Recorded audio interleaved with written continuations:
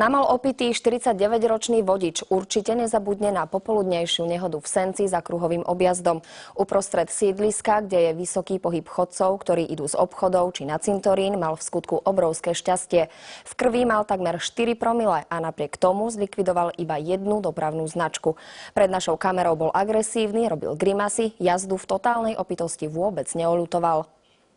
Vodič na kruhovom objazde zobral dopravnú značku, na obrubníkoch praskol obe pneumatiky, ani tomu však neprekážalo a pokračoval vo svojej jazde ďalej. Až 300 metrov ďalej zastal iba preto, že jeho auto so zhorenými pneumatikami bolo už nepojazdné. Prítomnosť Jojky ho najskôr potešila. Máte televíziu Joj?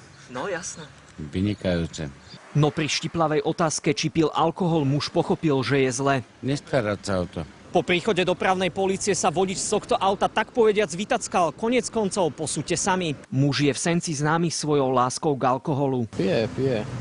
Poctivo. Chodí väčšine opitý, ráno o 5:30 ide do Bratislavy a ledva vyleze do autobusu. A dnes popoludní bol tiež opitý na MOL. Na mieste mu bolo namerané 3,6 promile alkoholu v dychu. Väčšine, že je spitý jak doga.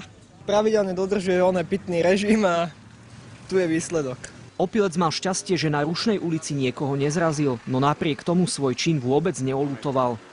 Čo špekuluje? Budete ešte piť? Nie. Dajte to sem, dajte to dole. My len dúfame, že za volant si už nikdy nesadne. Bol mu na mieste zadržaný vodičský preukaz. Ja do auta nesadám.